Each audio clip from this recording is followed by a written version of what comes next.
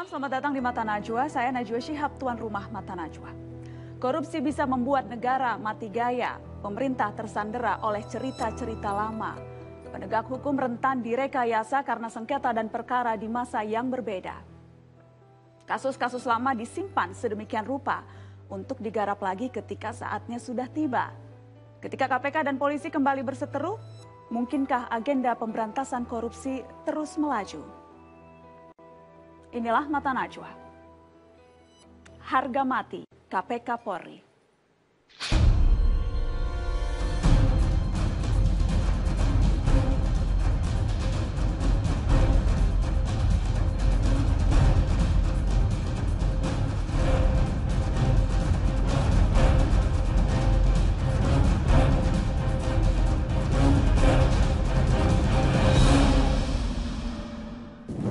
Jangan ada kriminalisasi. Biarkan KPK bekerja, biarkan Polri bekerja, dan semuanya tidak boleh merasa tok di atas hukum.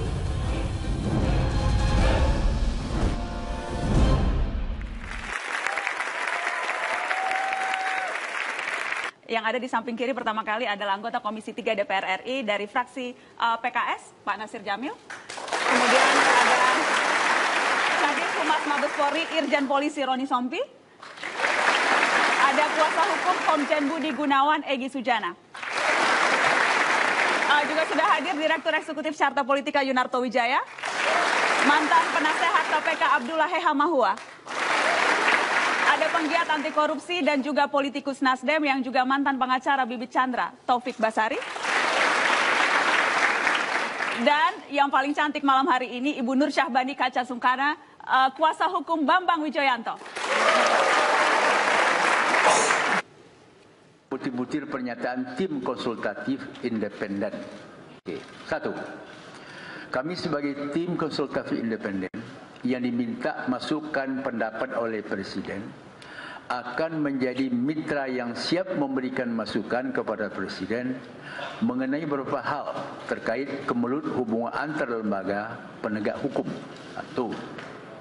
Dua, kami pada hari Rabu tanggal 28 Januari 2015 telah diundang oleh Presiden untuk memberikan masukan berdasarkan analisis dan seyogianya memberi kepastian terhadap siapapun penegak hukum yang berstatus tersangka untuk mengundurkan diri dari jabatannya atau tidak menduduki jabatan selama berstatus sebagai tersangka demi menjaga marwah martabat institusi penegak hukum baik Polri maupun KPK. B. Presiden seyogianya tidak melantik calon Kapolri dengan status tersangka dan mempertimbangkan kembali untuk mengusulkan calon baru Kapolri agar institusi Polri. Presiden seyogianya tidak melantik calon Kapolri sebagai tersangka dan mempertimbangkan kembali untuk mengusulkan calon Kapolri baru. Saya ingin pertama kali kedua politisi yang malam hari ini hadir. Ke anggota Komisi 3, Pak Nasangka. Kalau menurut saya, pendapat itu melampaui kewenangan daripada tim independen itu sendiri. Sebab kehadiran tim independen itu juga menurut saya batasan-batasannya itu tidak begitu jelas. Apa tugas mereka? Seharusnya kan Presiden ketika memang meminta tim independen tersebut, dia harus memberikan gambaran dalam bentuk tertulis, dan itulah yang kemudian orang menginginkan adanya semacam keputusan Presiden. Sehingga gugus tugasnya itu jelas gitu loh, apa yang diinginkan oleh Presiden. Tugasnya jelas, diminta memberikan masukan dan masukannya juga jelas. Iya, sebenarnya kan masukannya kan masukan seperti apa, publik tidak pernah tahu. Ini masukannya, jangan maksud saya bukan masukan dari, bukan rekomendasi dari tim 9 Anda ini ini. tidak setuju timnya atau tidak setuju hasil rekomendasinya? Saya sebenarnya kalau saya membaca seluruh rekomendasi itu, saya setuju ya. Cuma Anda poin 2 yang barangkali saya pikir itu tidak patut untuk dipublikasi. Seharusnya poin 2 itu cukup disampaikan kepada Presiden. Oke, saya ingin tanya. Ya, ini kan berupa rekomendasi dari orang-orang yang kita sangat percaya integritasnya. Sebagai satu masukan dan saran, saya pikir Presiden tidak ada salahnya juga untuk mempertimbangkannya, ya. Apalagi kemudian saat ini kan kondisinya sudah ya sangat tidak kita harapkan lah, ya ya kita bisa katakan kekacauan juga di tengah-tengah masyarakat, kemudian di tengah-tengah dua institusi yang kita sangat sayangi. Dan spesifik tidak melantik calon Kapolri, menurut Anda itu akan bisa sedikit banyak mengubah situasi itu? Ya, kita harus melihat persoalan ini secara komprehensif. Ini akar masalahnya apa? Awal mulanya apa? Ya, awal mulanya kan karena memang Presiden Jokowi ya mengajukan calon Kapolri yang kemudian ternyata menjadi tersangka, tapi terus dilanjutkan fit and proper test-nya di DPR, dan akhirnya berlarut seperti ini. Nah, cobalah kita lepaskan segala kepentingan-kepentingan kelompok gitu ya. Kita berpikir untuk negara ini. Saya pikir tidak ada salahnya juga apabila pertimbangan itu juga dieksekusi oleh Jokowi. Dieksekusi, sebagai tidak dieksekusi menurut anggota Komisi 3, konsekuensi politiknya apa? Dari rekomendasi spesifik soal jangan lantik Budi Gunawan. Iya, ada beberapa hal. Sekarang jelas keputusannya menunda. Saya mencoba merasionalisasi mengapa menunda. Untuk dua belah pihak yang setuju dengan melantik, seperti Mas Nasir Jamil setahu saya, dan ada yang setuju pembatalan, itu kenapa harus memilih pilihan yang ketiga, begitu kan Pak Jokowi. Saya harus jelaskan secara taktis ini tidak mudah. Contoh, kenapa tidak membatalkan begitu saja misalnya. Ada konsekuensi ketika dibatalkan harus dimulai dari nol pencalonan Kapolri dengan menyertakan nama baru. Dan dimasukkan ke DPR. Dimasukkan kembali ke DPR, dan kita tahu DPR itu mendadak seketika saat itu satu suara mengenai Budi Gunawan. Artinya prediksinya sangat mudah diterka, akan ditolak kembali. Ini akan menimbulkan kisruhan. Yang kedua, kalau kemudian dilantik, ini juga yang harus dimengerti. Dilantik lalu katanya kemudian bisa langsung dinonaktifkan, itu seakan-akan jadi solusi. Harus diingat, ketika dinonaktifkan, aturan di pasal 11 ayat 5 Undang-Undang nomor 2 tahun 2002 harus lagi-lagi meminta persetujuan DPR. Dan kita kan sudah bisa tebak arah DPR seperti apa. Ini konsekuensinya lebih menyeramkan. Mengapa? Karena kemudian BG otomatis yang sudah menjadi tersangka ketika ditolak penonaktifan oleh DPR akan menjadi Kapolri. Bayangkan KPK kemudian harus berada dalam kondisi terpaksa memeriksa Kapolri aktif. Ini berpotensi akan menambah eskalasi konflik dibandingkan dengan ada yang sekarang. Itu menurut saya yang paling penting. Tapi bayang saya itu vaksin politik. Kita lanjutkan. Ya, tidak ada vaksin politik. Dikirim nama-nama ke KPK dan itu rapotnya merah. Tapi tetap diajukan ke DPR. DPR sendiri ketika mengetahui malam itu bahwa sudah ditetapkan tersangka, mengapa melanjutkan. Jadi soal fatsun politik ini yang tidak atau belum terbangun di dalam budaya politik kita.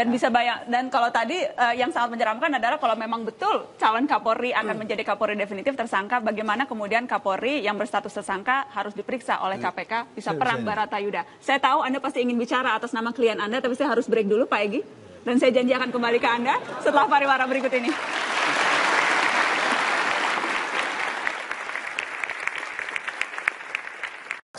Memeriksa Kapolri aktif. Ini berpotensi akan menambah eskalasi konflik dibandingkan dengan ada yang sekarang. Itu menurut saya yang paling penting. Tapi bayang saya itu vaksin politik. Kita lanjutkan. Ya, tidak ada vaksin politik. Dikirim nama-nama ke KPK dan itu rapotnya merah. Tapi tetap diajukan ke DPR. DPR sendiri ketika mengetahui malam itu bahwa sudah ditetapkan tersangka, mengapa melanjutkan. Jadi soal fatsun politik ini yang tidak atau belum terbangun di dalam budaya politik kita. Dan kalau tadi yang sangat menyeramkan adalah kalau memang betul calon Kapolri akan menjadi Kapolri definitif tersangka, bagaimana kemudian Kapolri yang berstatus tersangka harus diperiksa oleh KPK, bisa perang Baratayuda. Saya tahu Anda pasti ingin bicara atas nama klien Anda, tapi saya harus break dulu Pak Egy. Dan saya janji akan kembali ke Anda setelah pariwara berikut ini.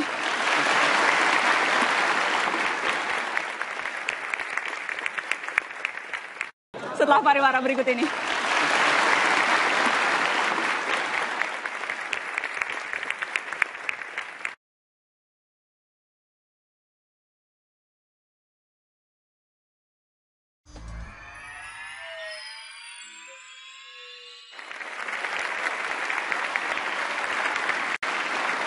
Tim Independen sore tadi telah memberikan rekomendasi ke Presiden Jokowi, salah satunya adalah untuk tidak melantik calon Kapolri yang berstatus tersangka. Saya ingin ke perwakilan Polri yang malam ini duduk di meja Mata Najwa, Irjen Polisi Roni Sompi. Pak Roni, untuk menjaga marwah institusi, tidakkah Korps Bayangkara, tidakkah Anda dan kawan-kawan memang juga menginginkan pimpinan yang tidak terbebani dengan status tersangka? Sejak awal Polri sudah menyatakan bahwa kewenangan untuk menunjuk Kapolri itu adalah kewenangan dan sekaligus juga adalah hak prerogatif Bapak Presiden. Sehingga Polri tidak etis untuk menilai kebijakan Bapak Presiden ketika menunjuk seorang Kapolri. Oleh karena itu, apapun yang ditetapkan oleh Bapak Presiden tentunya Polri sangat loyal atas apa yang ditentukan oleh Bapak Presiden. Oke, itu jawaban resmi legal formal. Kalau saya bertanya ke selaku Anda pribadi, bagian dari anggota Korps Bayangkara, Pak Roni, tidakkah Anda akan terbebani dengan status pimpinan yang berstatus tersangka? Bagaimana mungkin saya akan nyempal dari sebuah pernyataan resmi institusi Polri, ya? Walaupun sebetulnya iya. Ya kita.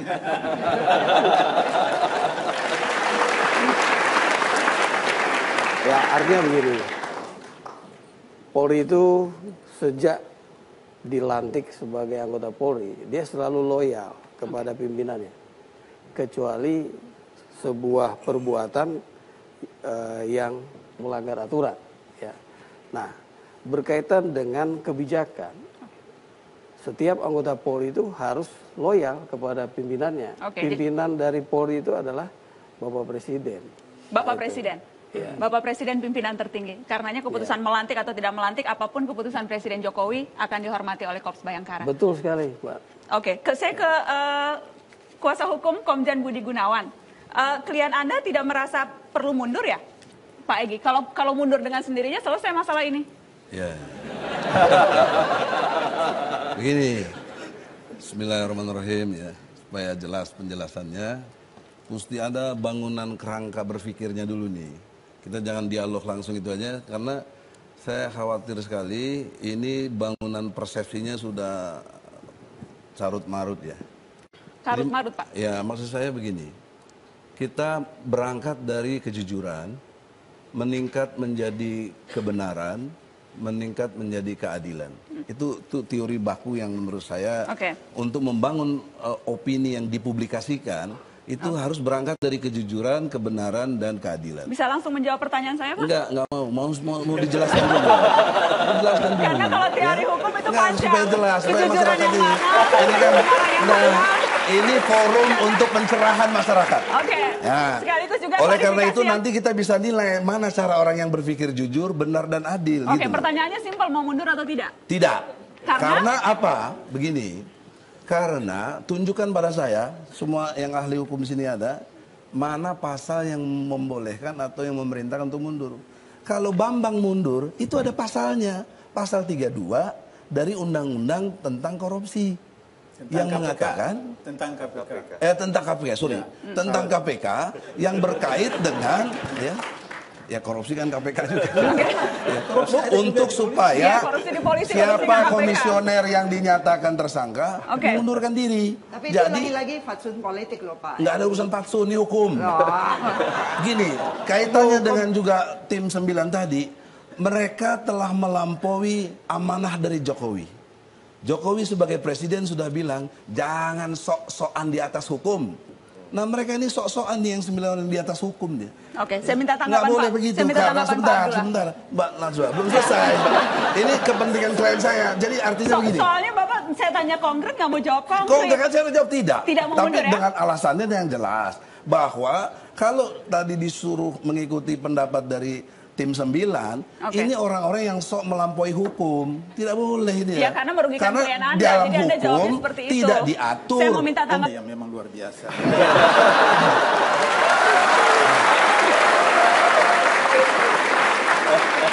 Jadi memang tugas lawyer itu right or wrong my client. Seperti oh nah, salah.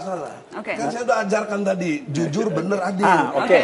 Kita berangkat, kalau nggak bener saya lawan. Kita berangkat dari jujur ya. Kita berangkat dari jujur.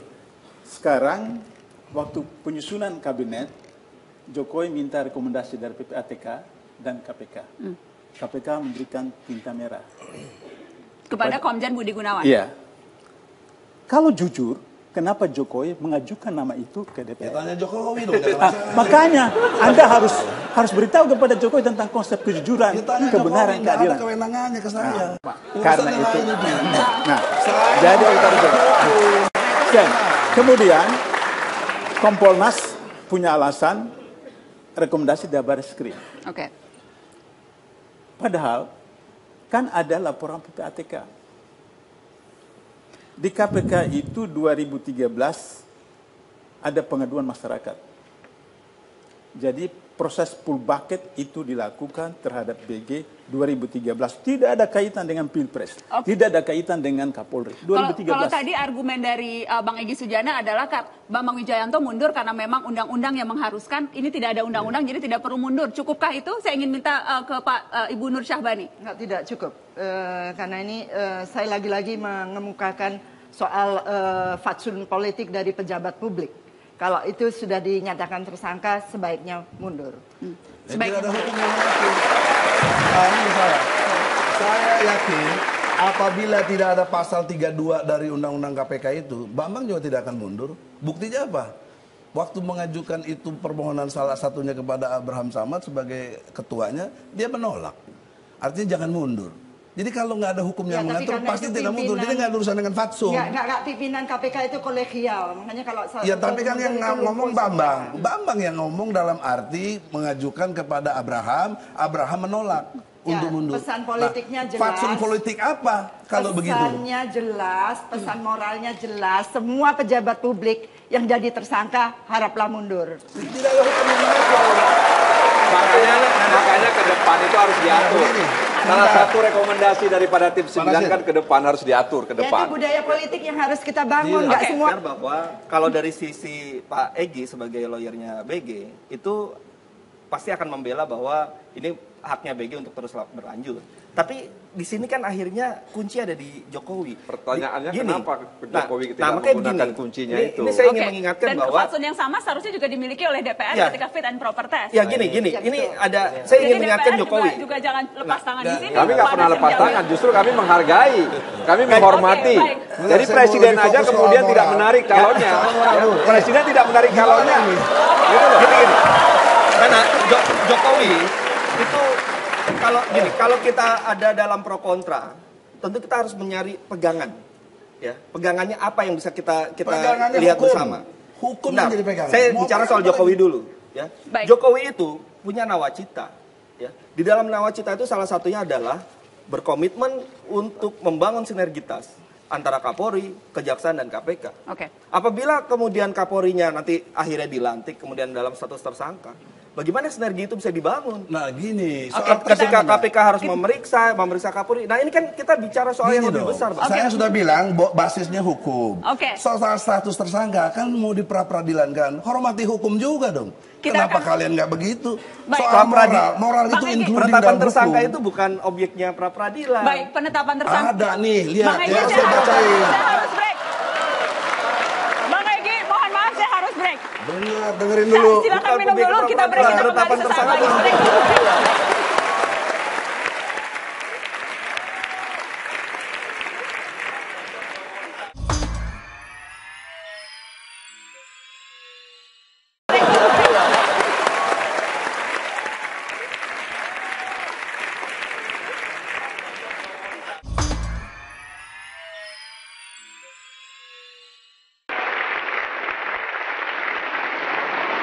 Tadi baru saja kita saksikan sama-sama di layar kaca adalah kronologis kasus Komjen Budi Gunawan yang pengacaranya hadir di sini, Bung Egy Sujana, dan Anda tadi saya potong ketika Anda ingin menyatakan argumen untuk mengajukan ke pra-peradilan. Kenapa Anda sampai mengajukan pra-peradilan status penetapan tersangka? Pasal 63 ya, dari Undang-Undang tentang KPK itu jelas menyatakan dalam hal seseorang yang dirugikan sebagai akibat penyelidikan, penyidikan, dan penuntutan yang dilakukan oleh KPK, itu yang bertentangan dengan undang-undang ini, itu bahkan rehabilitasi dan atau kompensasi. Ayat 2-nya, gugatan sebagaimana dimaksud ayat 1, tidak mengurangi hak orang yang dirugikan untuk mengajukan gugatan pra-peradilan. Ini jelas undang-undang. Ini kok bilang nggak ada, heran saya. Belajar hukum di mana kalau begitu? Tugasan ganti rugi, Bang. Iya, nggak ada. Konteksnya bukan soal penetapan tersangka. Ada jika terdapat alasan-alasan yang mengajukan. Coba di-refer juga ke KUHP. Nggak ada. Itu tafsir, itu tafsir. Oke, coba yang ada di sini mana, Bang? Penetapan tersangka. Baik, itu ganti rugi kalau misalnya ada dari orang, mulainya ada orang dirugikan karena tadi sudah dari hasil yang sudah diproses. Ada penyelidikan, akhirnya dia dirugikan. Dia ada bisa penyidikan. Baik, itu adalah yang nanti materi objek hukum di pra-peradilan. Tapi kita tidak mau masuk ke teknis hukumnya. Makanya masuk teknis. Jangan masuk Nanti bisa teknis. pro kontra nanti jadinya. Tidak, Bang Egy. Jadi menurut Anda dirugikannya karena apa? Apa yang Anda lihat terjadi sehingga sampai Anda begitu ngotot terhadap Komjen Budi jangan Gunawan? pakai istilah ngotot. Ngotot Ini gaya. Gaya membela. Kan perlu. Oke, apa singkatnya apa? Apa yang Anda lihat terjadi sehingga Anda... Dari segi konteks yang undang-undang perbankan, kan harus dijaga kerahasiaan bank. Ya, dengan kerahasiaan bank itu kan kalau harus diungkap hanya untuk di peradilan itu boleh. Tapi mesti ada izin Gubernur Bank Indonesia. Oke. Dan ada penetapan dari hakim. Jadi itu harus bisa. Nah sekarang diungkap, diumbar di media begitu saja, itu kan melanggar undang-undang kerahasiaan bank. Jelas itu ada di undang-undang tentang perbankan. Oke, Maka itu yang dilakukan. Dan belum lagi cara-cara KPK di dalam menentukan. Coba tadi jeda waktunya dari Juni sampai ke Januari. Jadi ada proses pembiaran yang luar biasa di situ. Dan mengapa, sebentar dong, mengapa pas Jokowi sudah mengajukan dia sebagai Kapolri dan juga di fit and proper test, kemudian DPR menyetujui, dinyatakan tersangka. Saya ingin kasih Faksun politik apa juga yang kalau boleh dibangun seperti ini? Pak Abdullah, Ya, silakan. jadi Egy, dengar ya.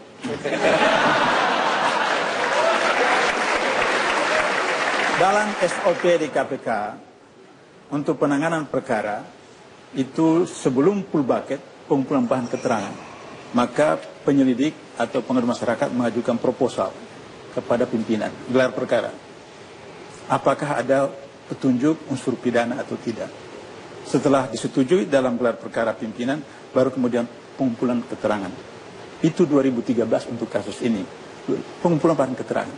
Pengumpulan keterangan itu memakan waktu, pergi ke daerah ini hanya di Jakarta. Oke. Baru kemudian digelar perkara lagi.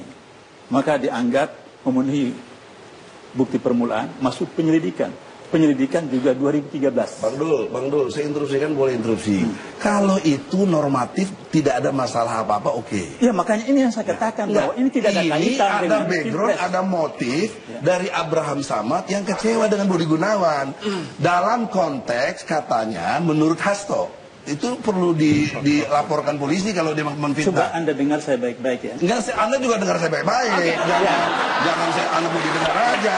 Pilpres 2014. Pilpres Ada motif politik. Kenapa saat sudah jadi di DPR kok dinyatakan tersangka? Kenapa pada tidak tahun 2013 itu? Ini kan, makanya saya terangkan tadi, Pilpres 2014, itu proses full bucket, itu beberapa bulan setelah dapat petunjuk, meyakinkan baru kemudian gelar perkara.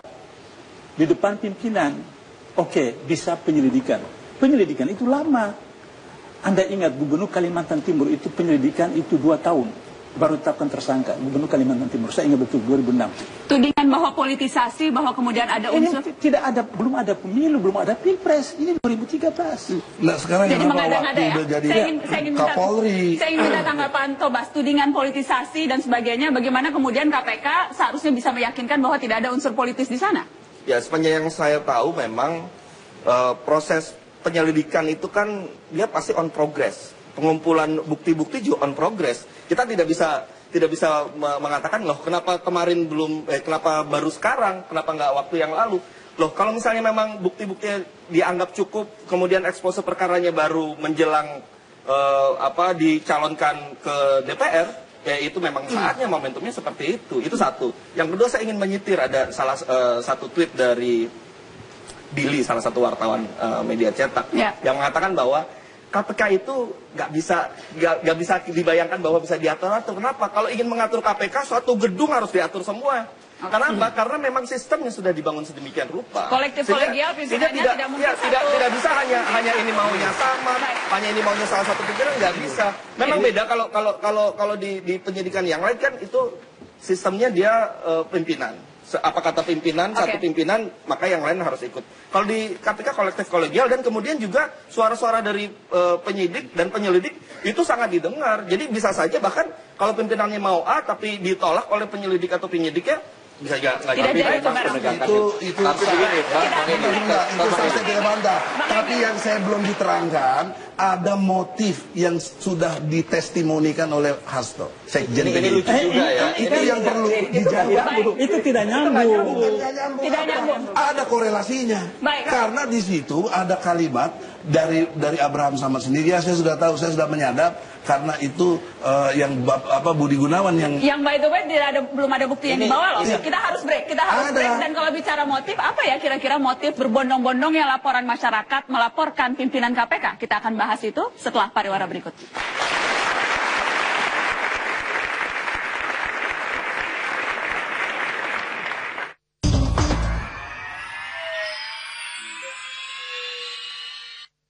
Dipersembahkan oleh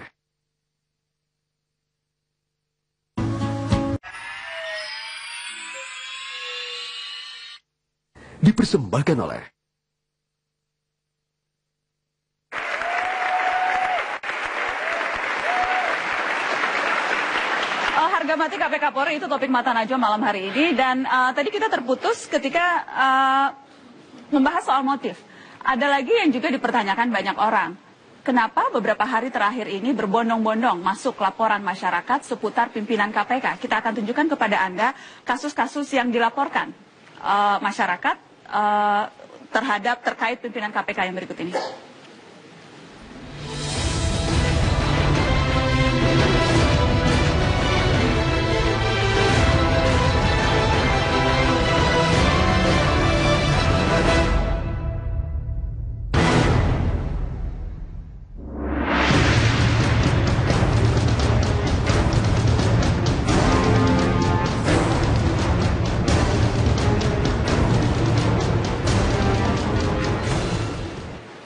Ya, selang 1-2 hari laporan demi laporan masuk. Pak Roni, apakah publik kemudian melihat ini ada yang janggal, timingnya mencurigakan, terkesan mencari-cari masalah? Apakah Anda bisa memahami ada sentimen publik yang seperti itu terhadap laporan-laporan yang masuk ini? Ya, saya juga kalau pada posisi publik pasti melihat itu sebagai sesuatu yang mencurigakan. Tapi ketika kita, Polri ini sebagai pelayan publik, yang memberikan pelayanan ketika ada masyarakat siapa saja yang melaporkan sebuah laporan menurut mereka ini adalah kasus pidana. Apakah Polri harus melihat siapa yang melapor, siapa terlapornya, kemudian memilih laporan mana yang diterima? Kan tidak begitu, itu namanya diskriminatif. Polri ini memberikan pelayanan kepada masyarakat tanpa melihat siapa yang melapor, siapa yang dilaporkan, tapi kita melihat kasus yang dilaporkan. Nah, tugas dari penyidik ini harus mengkaji dulu, benar tidak laporannya. Jangan kemudian tanpa ada pengkajian untuk menentukan apakah ada bukti permulaan yang cukup bahwa kasus itu adalah perbuatan pidana. Maka ketika penyidik tidak menemukan bukti permulaan yang cukup, dia melakukan proses, itu namanya kriminalisasi. Namanya kriminalisasi? Ya. Dan apakah, baik, saya ingin lempar ke Ibu Nur, apa yang Anda lihat laporan demi laporan yang masuk hanya selang 1-2 hari ini? Ya, pertama yang berkaitan dengan laporan kepada BW, sebetulnya menurut informasi sudah pernah dilaporkan, dicabut, laporkan lagi, cabut, dan baru kemudian secara resmi 19 Januari dilaporkan lagi, dan kemudian 20 sampai 22 Januari keluar surat penangkapan itu super cepat. Nah, saya kira soal motif dan kredibilitas, dan ini sukar untuk masyarakat menganggap ini tidak ada kaitannya dengan penetapan tersangka Pak BG. Saya kira itu motifnya, dan kemudian mengalir yang lain-lain lagi. Ini jelas kriminalisasi dari KPK. Tidak, saya tidak sependapat. Ini tidak sependapatnya begini. kok langsung menjustifikasi bahwa ini kaitannya dengan BG. Anda tidak curiga Pak Egy? Dengan itu, Anda kan tadi di awal kejujuran, kebenaran, keadilan. Saya tanya Anda jujur, curiga tidak sih 1 hari, 2 hari, 3 hari semua pimpinan KPK dilaporkan? Anda jujur malam ini, curiga tidak? Curiga dalam tidak? kecurigaan tetap ada, boleh curiga. saja. Okay. Tapi bentar dulu, tapi harus ada penjelasan. Ada penjelasannya begini. Kenapa kita tidak sangka baik juga bahwa masyarakat telah menyadari hukum? Itu kan bagus buat masyarakat. Ya, dan ternyata yang kedua, yang penting lagi, ternyata komisioner KPK banyak nggak benernya, bukan orang suci, banyak salahnya juga. Ya, nah, sebentar ya. Sebentar lagi ini ada yang mau testimoni, banyak yang dilakukan oleh KPK itu 86. Istilahnya kasus-kasus menurut catatan saya. Anda udah tahu, Anda yang menyiapkan? Bukan. Ada laporan begini. Itu tuduhan. Saya kan tanya, Anda tahu, makanya saya jawab, tidak ada yang menyebut karena ada dia sudah ditahan dia orang ini. Ya kalau Anda tadi mengatakan soal timing, ini juga pertanyaan saya adalah soal timing. Kenapa baru sekarang? Kasusnya itu 2010. Ya, kalau soal itu bisa dijawab dengan mudah, kesadarannya baru sekarang bagaimana? Ya, sudah pernah. Inilah ketika misalnya penegakan hukum itu menurut saya tidak juga dilakukan dengan etika. Ya, ketika etika itu tidak dikedepankan, ya maka terjadi instabilitas. Ya, karena begini, ini kan ketiga lembaga ini, jaksa, polisi, KPK itu kan punya kewenangan yang sama, ya. Jadi tidak adil dan tidak elok juga kalau kemudian kita salahkan masyarakat yang melapor misalnya tentang Adnan Pandu Praja, tentang Zulkarnain dan sebagainya. Kalau kita baca keterangan mereka katakan bahwa ini sudah dilaporkan berkali-kali, tapi tidak mendapat respon. Lalu ada momentum, kemudian ini direspon. Saya pikir kalau momentum kemudian apa? Momentum rame-rame melaporkan pimpinan KPK. Ya inilah ketika kemudian kita bermain politik di ranah hukum. Okay. Nah ini persoalannya akhirnya. Jadi saya harus kali break, ini, Pak Abdullah. Anda kali ini setuju? Saya kali ini membenarkan adik saya. Oke, karena maksudnya bahwa Pak Abdullah, mohon maaf bukan karena Anda membenarkan saya break, tapi saya betul-betul sudah harus break. Kita kembali setelah pariwara berikut. Mohon maaf Pak Egy, bukan karena Anda benar.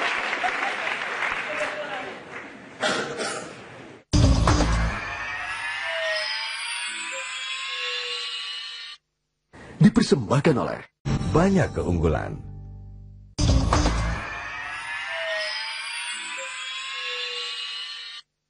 Dipersembahkan oleh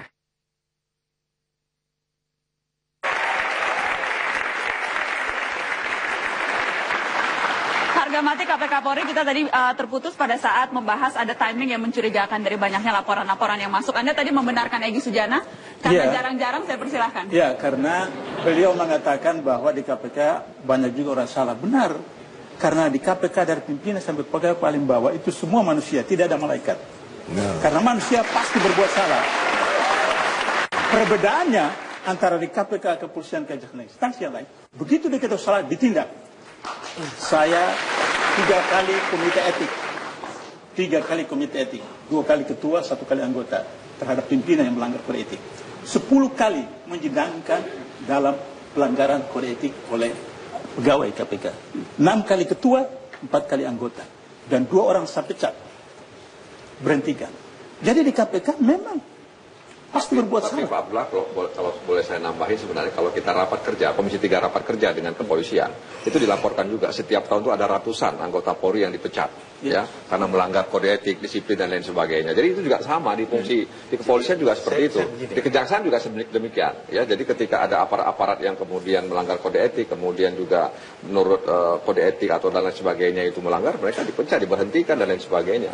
Ya, jadi sama, cuman barangkali ya tidak terekspos dengan baik aja, tapi setiap tahun dilaporkan hal seperti itu. Dan ini juga kita tidak ekspos kecuali yang lebih baik. Saya begini, Bang Egy. Saya tidak mau ini terjebak dalam situasi siapa yang menganggap ini malaikat dan ini iblis gitu ya. Kita sering terjebak. Seperti Bang Egy begitu. Kadang-kadang mengatakan ini bukan malaikat begitu kan. Saya sepakat. Yang sedang dipermasalahkan dan diuji sekarang lagi-lagi kepada Pak Presiden. Dalam konteks ada yang mengatakan kriminalisasi, ada yang punya hak juga mengatakan ini bukan kriminalisasi. Bukan masalah BW. Bukan masalah kita menganggap misalnya Adnan Pandu atau Abraham Samad itu pasti tidak salah. Bukan. Tapi yang harus kita lihat secara sistemik adalah sekarang tinggal sisa 3 pimpinan KPK. Dan ada peluang celah di dalam undang-undang KPK kalau dimanfaatkan oleh sekelompok orang tertentu dengan cara-cara yang sangat janggal seperti sekarang kita lihat ya, dalam hitungan hari bisa ada banyak laporan, itu akan bisa melumpuhkan KPK. Jadi yang kita sedang lawan adalah kemungkinan terjadinya pelumpuhan KPK karena satu kondisi. Bukan ingin membentengi Samad, BW, atau misalnya Adat Pandu Praja. Dan disinilah letak Komisi 3, bukan sebagai penonton, sebagai penjaga benteng dari setiap institusi hukum. Termasuk ketika Polri mau dijatuhkan dan dihancurkan dan dilemahkan, Komisi 3 juga berhak. Konkretnya Toto, apa yang seharusnya dilakukan Nasir Jamil, yang terhormat, anggota DPR, dan teman-teman Komisi 3? Yang bersuara seharusnya, ini kan ada yang bicara hak imunitas, SP3 dan segala macam. Itu seharusnya bukan aktivis anti korupsi, tapi para anggota Komisi 3 yang bukan malah memperkeruh keadaan. Itu menurut saya paling Anda memperkeruh keadaan dengan cara? Loh, sikap mengenai BG menurut saya juga itu satu hal yang tidak berdiri di tengah. Kalau tadi kemudian Bang Nasir Jamil mengatakan tim independen tidak sepatutnya misalnya merekomendasikan. Beberapa anggota Komisi 3 termasuk Bang Nasir Jamil atau seperti misalnya Trimedia Penjahitan itu bahkan mengatakan harus dilantik BG. Bahkan ada sempat istilah dimungkinkan adanya impeachment. Saya tantang sekarang, apa yang dilanggar oleh Presiden ketika menunda atau membatalkan pelantikan? Ini yang saya harapkan bagaimana Komisi 3 betul-betul berdiri di tengah ketika bangsa ini sekarang sedang terbelah oleh karena kesalahpahaman antara dua lembaga. Dan tidak ikut menjadi pemain. Ya, begini. Makanya kan dari ini kan seperti siklus 3 tahunan, ya 2009, lalu kemudian 2012, 2015. Nah, dari peristiwa ini saya pikir memang pemerintah dalam hal Presiden dengan DPR itu harus mencoba untuk melihat ya aspek regulasi. Oke. Ya, regulasinya harus dilihat. Sebelum masuk ke sana, tadi kan tudingannya spesifik apa yang seharusnya bisa dilakukan Anda dan kawan-kawan di Komisi 3. Ya, sebenarnya begini, kita Komisi 3 atau DPR kan dalam proses, kalau kita lihat undang-undang kepolisian itu kan menerima dari Presiden, ya, menerima dari Presiden.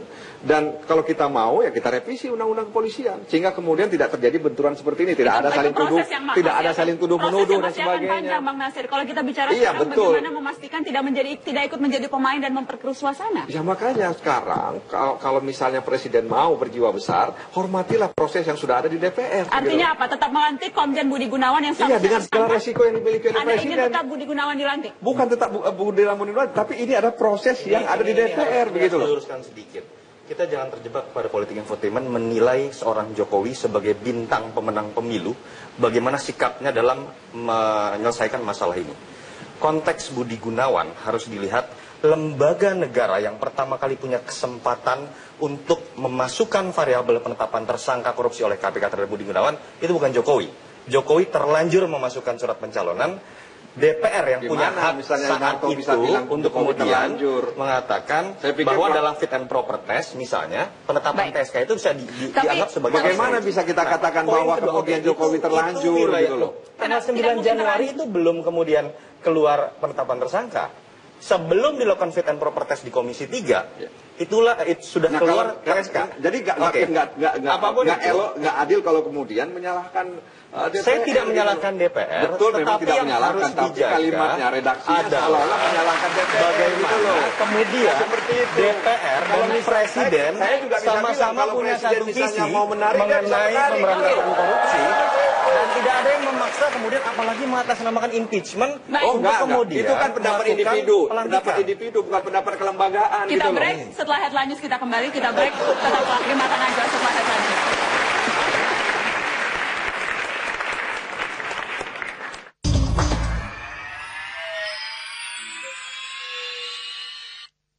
Dipersembahkan oleh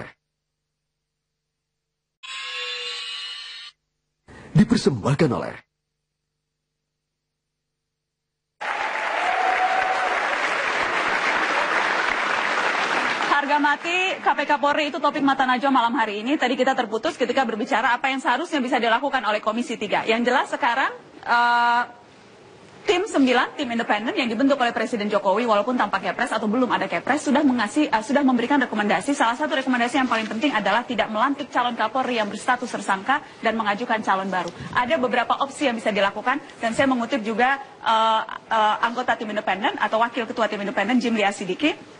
Opsinya Komjen Budi Gunawan bisa dilantik lalu diberhentikan.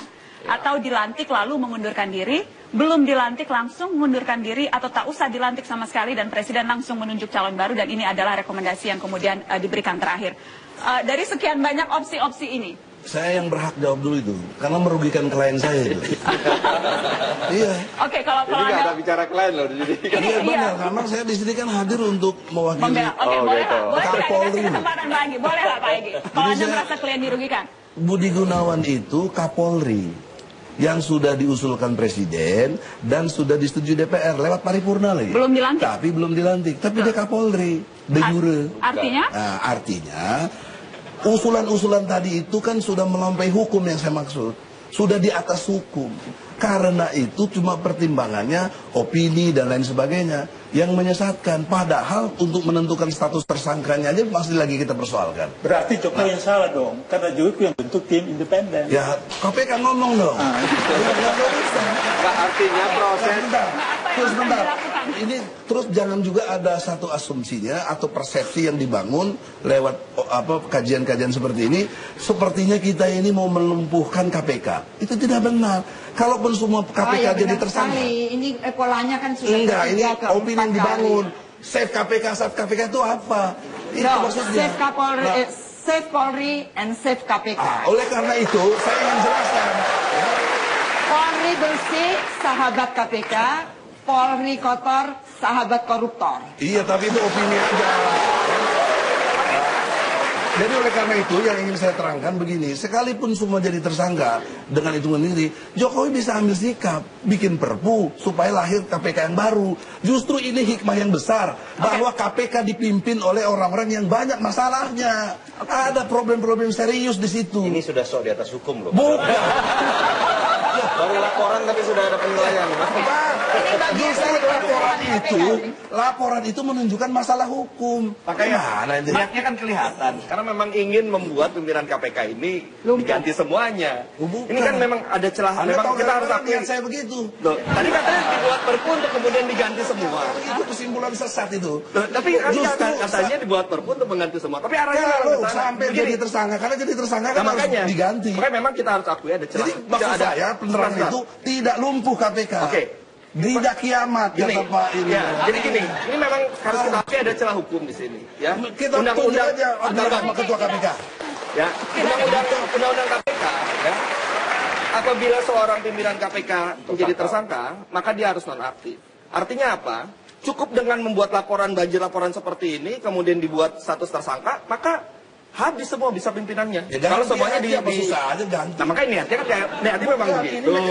Pokoknya begitu. Makanya ini kita sekarang katakan save KPK itu karena kita tidak ingin dengan hanya berbekal LP kemudian ditetapkan tersangka habis semua KPK. Yang ini pola. Ini pola. Jadi harus ingat ini pola.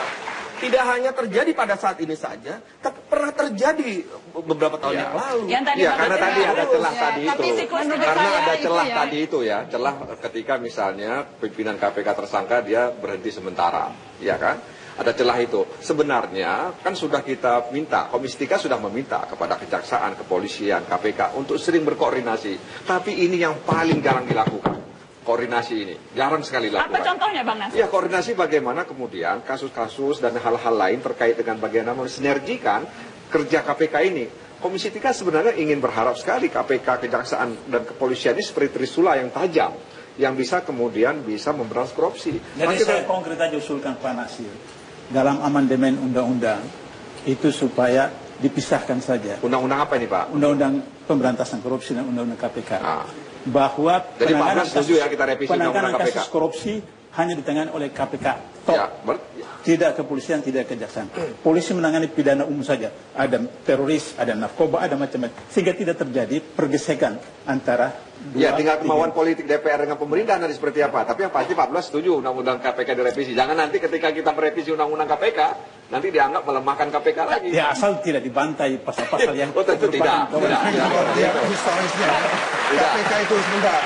Kalau lihat historisnya KPK itu hadir itu kan karena asumsi jaksa dan polisi lemah, lahir KPK. Maka sekarang harusnya presiden logika yang sehatnya perkuat jaksa dan polisi.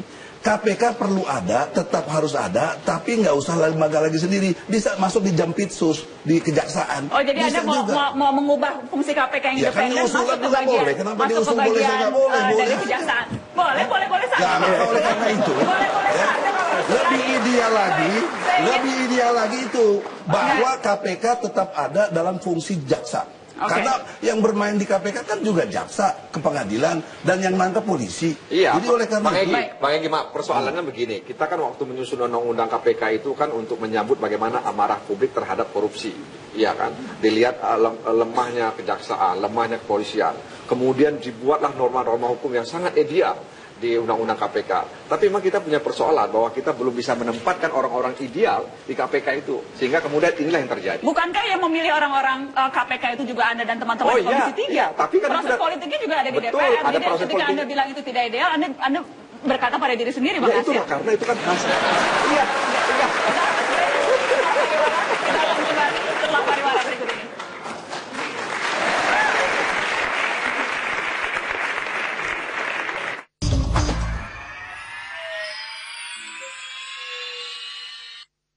Dipersembahkan oleh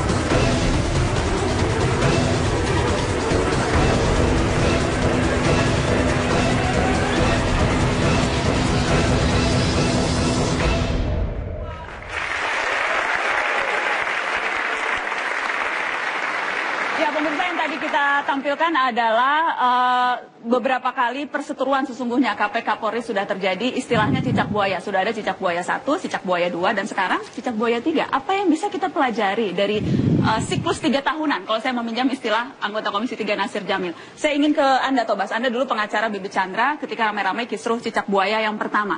Belajar dari kasus itu, apa yang seharusnya bisa kita ambil sekarang? Mencari titik temu. Ya, kita kan harus belajar dari pengalaman. Ya, kalau kita lihat memang ini sudah berpola. Ketika ada gesekan antara KPK dan Polri, kemudian muncul hal-hal yang kita inginkan ini. Ya, oleh karena itulah maka apa yang telah terjadi di masa lalu itu kita harus bisa ambil pelajarannya. Waktu itu kan kita membaca bahwa memang ada keinginan untuk mengeluarkan Pak Bibit dan Pak Chandra dari KPK. Apalagi dulu awalnya undang-undang KPK itu ketika menjadi terdakwa dia harus berhenti tetap. Yang akhirnya kita ke MK dan disitulah kita punya kesempatan untuk memutar rekaman Anggodo. Ya. Yang di situ terlihat bahwa memang ada upaya rekayasa. Ya. Nah, oleh karena itulah maka di sini peran Presiden sangat sentral. Kenapa? Karena Presiden ini punya kewenangan untuk melakukan banyak hal, ya, untuk menyelesaikan permasalahan-permasalahan yang ada di negeri ini. Oke, kalau kita kalau sekarang ini untuk yang ya permasalahan yang saat ini muncul, ya, Presiden Jokowi juga bisa belajar dari kasus yang dulu, ya, cicak buaya jilid 1 ataupun juga cicak buaya jilid 2, itu dengan mengambil langkah-langkah seperti paling tidak yang sudah mulai dilakukan kemarin, memanggil ada tim independen, kemudian meminta masukan juga dari beberapa pihak, misalnya akademisi dan sebagainya, untuk mendapatkan informasi yang cukup. Dan informasi yang cukup dan lengkap itulah, maka Presiden bisa mengambil langkah-langkah yang strategis demi menyelamatkan baik itu Polri maupun KPK. Oke. Nah, karena itulah Jokowi sekarang selaku Presiden menjadi kunci dari penyelesaian ini semua. Oke, saya ingin lempar ke Pak Roni. Pak Roni, mencari titik temu institusi KPK dan Polri, karena ini bukan persoalan institusi sesungguhnya, tetapi ini persoalan orang per orang. Kita ingin sama-sama kuat. KPK kuat, Polri juga harus sama kuatnya. Mencari titik temu dalam hal ini, kalau kita apa yang Anda harapkan? Kita tidak lagi melihat masa lalu. Masa lalu itu sebagai bagian dari evaluasi. Yang kita lihat itu masa depan. Karena dua kasus yang terjadi ini, yang ditangani sekarang ini kasus masa lalu. Ya, jangan dikira Polri itu tidak pernah berubah. Ya, ini kan seolah-olah penanganan kasus dan penetapan Komjen BG selaku tersangka itu kan seolah-olah Polri itu tidak pernah berubah. Nah, marilah kita lihat, kita posisikan KPK sebagai pemberantas kasus korupsi seperti apa, ya kan? Ini kan kasus gratifikasi yang merupakan bagian yang masih diperadilankan oleh Pak Egy dan kawan-kawan ya. Jadi kita lihat ke depan itu seperti apa. Agar kedua-dua ini saling menghormati, kerjasama itu bukan hanya di MOU, tapi betul-betul realita ya. Penetapan tersangka itu kan setelah itu baru koordinasi. Sebelumnya tidak ada koordinasi. Jadi bagian evaluasi terhadap kejadian masa lalu ini, kemudian kita tatap masa depan. Karena ke depan ini kan masih jauh kita. Bagaimana kita memberantaskan korupsi itu bukan utama penegakan hukumnya, tapi upaya pencegahannya itu yang lebih diutamakan. Kasih tepuk tangan untuk Pak Roni. Menatap masa depan lewat cara apa? Kalau misalnya minimal patokan kita saat ini, ketika tim independen sudah mengeluarkan rekomendasi yang kemudian menghentikan segala upaya, salah satu poinnya menghentikan segala upaya yang diduga kriminalisasi personel penegak hukum siapapun, baik Polri maupun KPK. Ibu Nur, apa jadi seharusnya penjabaran konkret dari rekomendasi ini? Ya, saya kira soal koordinasi memang penting, tapi jangan dikecilkan masalah ini pada masalah-masalah teknis, apalagi ditarik masalah hukum semata. Konteks politiknya yang lebih besar dari pengalaman-pengalaman yang lalu itu yang kita berkesimpulan bahwa memang ada usaha pelumpuhan KPK gitu loh. Dalam hal ini konkretnya yang menurut Anda penjabaran detailnya apa? Jadi menghentikan proses hukum yang saat ini berlangsung, mungkinkah itu? Apakah memang itu yang diinginkan oleh tim kuasa hukum Bambang Wijoyanto? Ya, tentu saja. Hentikan proses hukum yang ada terhadap pimpinan-pimpinan KPK itu. Oke. Kalau Bang Egy, saya harus kasih kesempatan Anda mencari titik temunya. Kalau tadi upaya kriminalisasi, apakah Anda juga akan menuntut hal yang sama? Ya, dalam perspektif Islam, jelas ihdinas siratal mustaqim ya. Tunjuki jalan yang lurus, yang mana? Jalan orang-orang terdahulu sebelum kamu. Nah, dikaitkan dengan kondisional objektif sekarang, jalan orang-orang terdahulu sebelumnya dalam perspektif kepresidenan, SBY sudah ngambil sikap yang sangat jelas tadi. Menyampingkan kaitannya dengan Bibit Chandra sebagai tersangka. Mendeponering, ya kan? Artinya mengesampingkan sesungguhnya masih tersangka. Dan sekarang sepengetahuan saya, Chandra malah jadi komisaris PLN. Itu kan masih status tersangka sebenarnya. Jadi maksud saya fokusnya. Tidak tersangka sekarang. Deponering. Iya, deponering itu artinya mengesampingkan. Baik, yang jelas statusnya bukan lagi tersangka. Kata deponering itu artinya mengesampingkan. Saya tidak ingin membahas kasus. Jangan bahas itu dulu. Orang per orang, apalagi kemudian mendelegitimasi kredibilitas mantan pimpinan KPK. Tapi konteksnya deponering memang mengesampingkan. Tidak ada persoalan di sana. Baik. Nah, dengan sebentar belum selesai. Jadi konteksnya dengan masa lalu itu, yang ideal adalah Jokowi sebagai presiden, kenegarawanannya adalah melantik BG, ya kan? Kemudian juga meng-SP3-kan Bambang. Nah, tapi itu tidak kompatibel. Tidak kompatibel. Kan mencari jalan ketemu itu urusan lain kalau Anda nggak setuju. Ini kan pendapat kita. Jadi oleh karena itu, ya kalau nggak setuju nggak apa-apa. Saya tahu tujuan Anda jelas, hendak melantik klien Anda. Itu jelas tujuan Anda. Jadi baik. Ada deadlock karena beda tafsir. Saya pikir ini kan masalah BG sederhana, bisa dikembalikan kepada politik akal sehat. Dalam bahasa yang sangat sederhana, termasuk buat Pak Jokowi.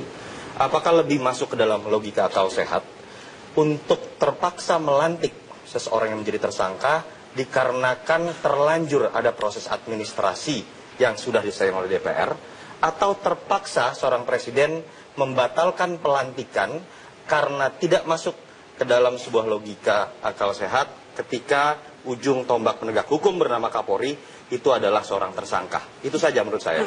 Yang kedua, pelajaran paling penting melihat dari kasus yang ada buat Pak Presiden, kalau kita sepakat ini ujungnya ke Pak Presiden. Pak Presiden, melalui pemilu, Anda bukan dipilih menjadi analogi dalam perusahaan karyawan swasta sebuah perusahaan keluarga. Anda dipilih menjadi CEO perusahaan terbuka yang pemilik sahamnya adalah masyarakat.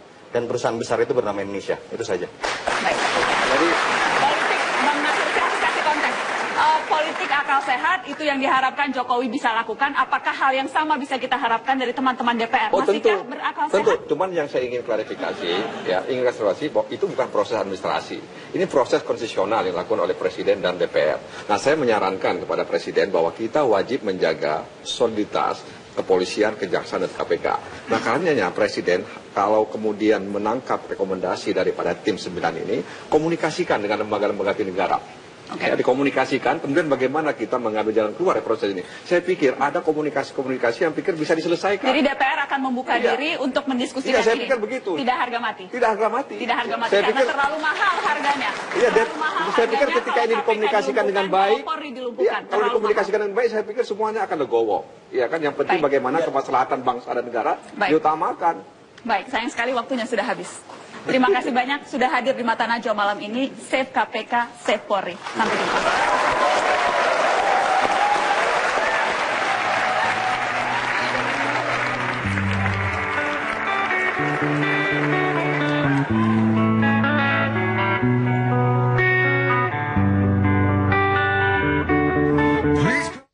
Penegak hukum harus bersih sebersih-bersihnya agar koruptor tak lagi merajalela, menebarkan perangkap dan jala.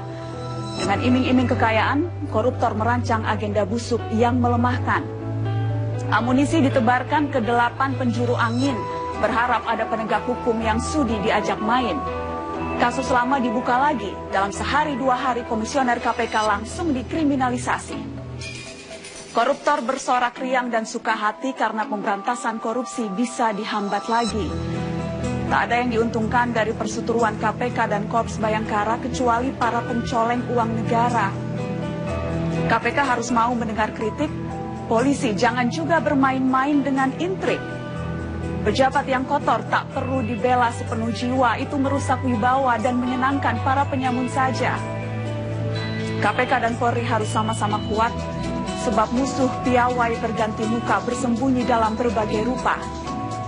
Save KPK. Perkuat Korps Bayangkara. Sekali lagi, save KPK dan Polri.